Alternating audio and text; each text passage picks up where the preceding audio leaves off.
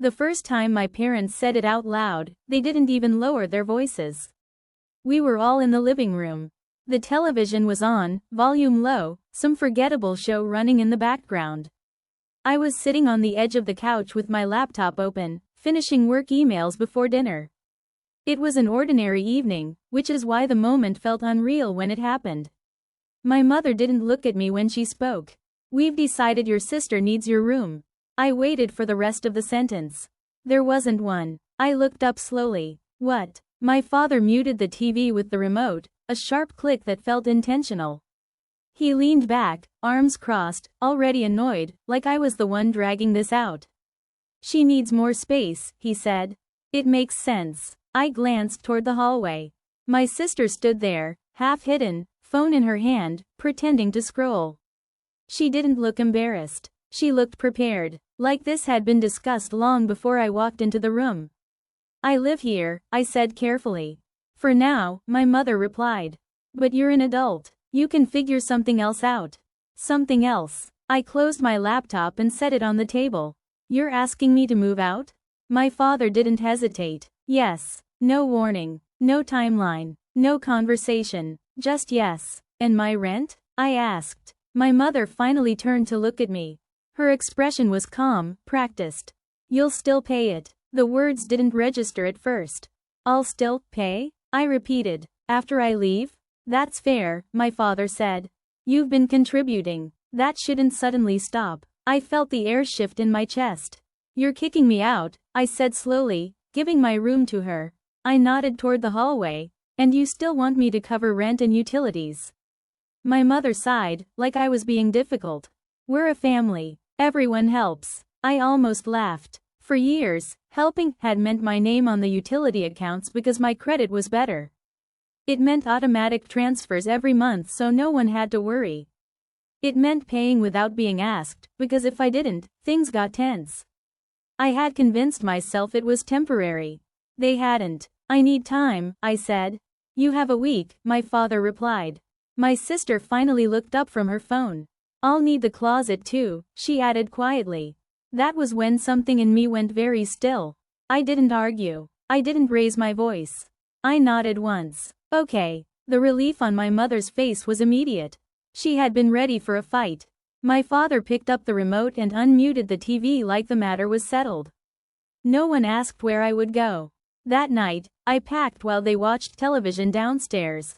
I folded clothes carefully, not because I was calm, but because if I stopped moving, I might lose control.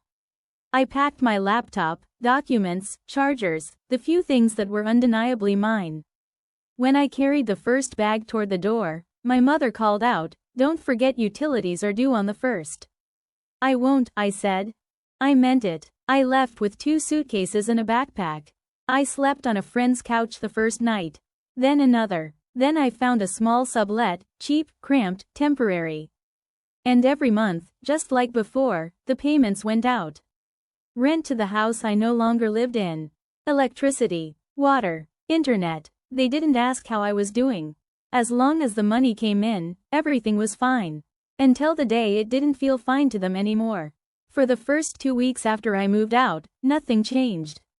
And that was the most dangerous part. The payments went through like they always had. Automatic, silent, predictable. Rent cleared, utilities cleared, internet stayed on, the house stayed warm, the lights stayed bright. My absence didn't cost them anything yet. Which meant, to them, I was still exactly where I belonged. In the background, I settled into the sublet slowly.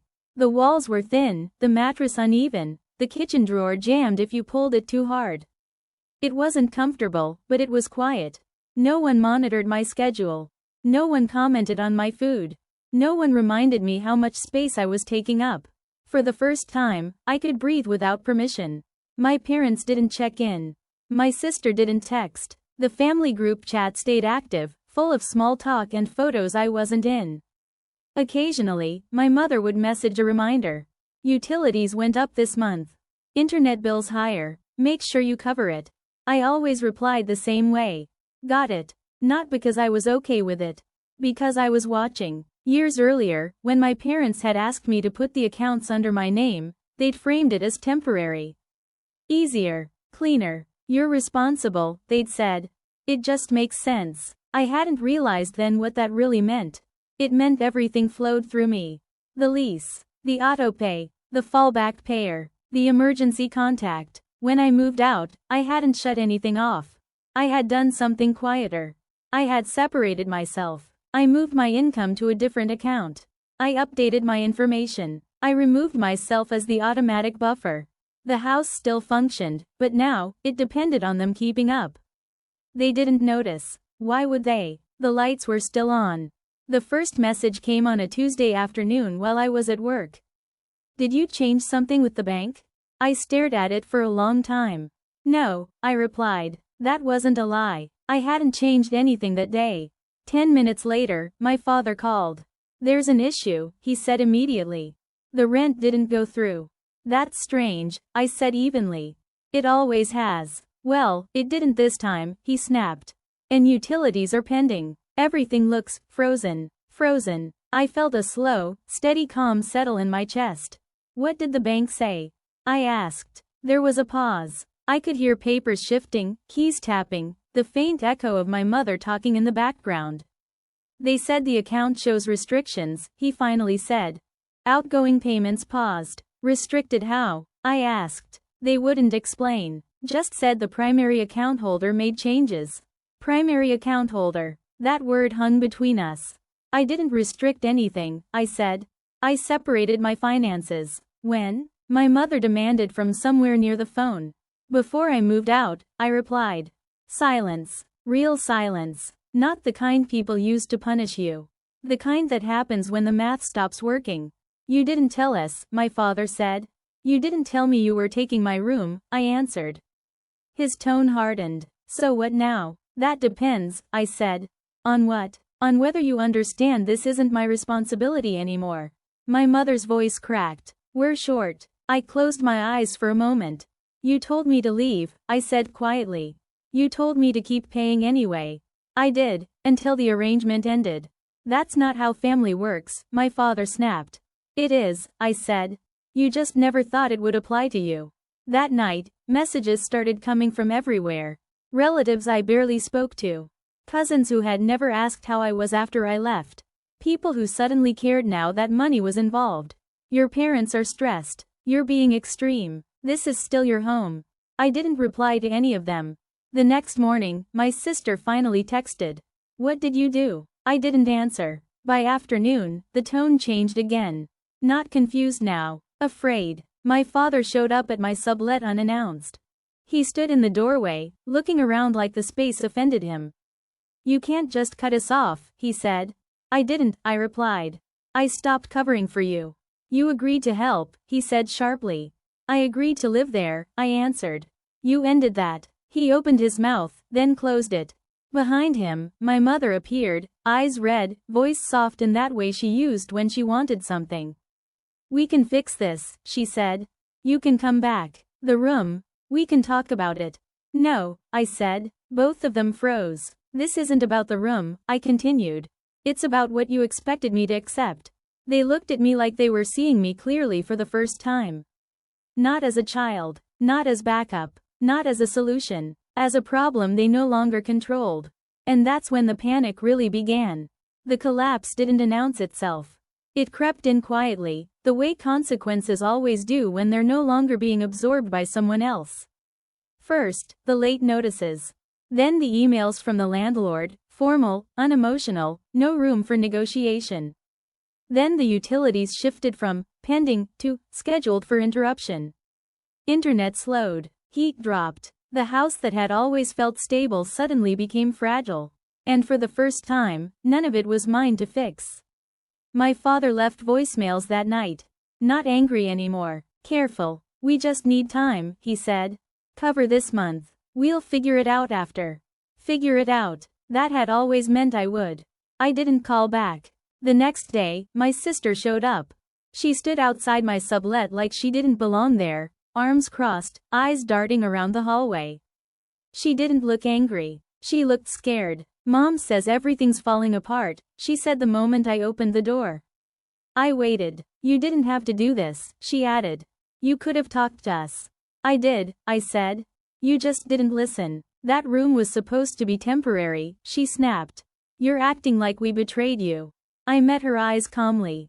You took my space and expected my money to follow. She had no response. What were we supposed to do? She asked quietly. I answered honestly. The same thing you expected me to do. Figure it out. Her face changed then. Not anger. Understanding. She left without another word. A week later, my parents came together. They sat in my sublet, awkward and tense, the furniture too small for their authority. My mother spoke first. We made a mistake, she said. I didn't answer. We didn't think you'd stop helping, my father added.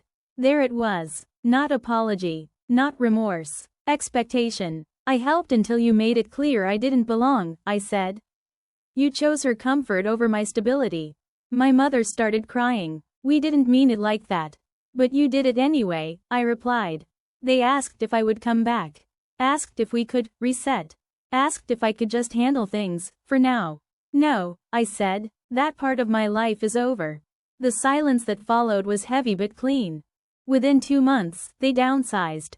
Quietly. No announcement. No family explanations. The house I had paid for but never owned slipped away without ceremony. My sister moved into a smaller place she couldn't afford without help. My parents adjusted their lifestyle for the first time in years. And me? I moved into a place that was truly mine. Smaller than their house. Bigger than the sublet. Paid for with my money, under my name, with no one else entitled to it. The messages slowed, then stopped. No one asked me for money again. Because they finally understood something they never had before. I wasn't cruel. I wasn't selfish. I wasn't dramatic. I just stopped paying for my own exclusion. They gave my room to my sister. They kicked me out. And they expected me to keep paying. I left. And when I did, the truth finally arrived with me. Peace isn't loud. Boundaries don't beg. And sometimes, the strongest revenge is simply refusing to carry what was never yours to hold.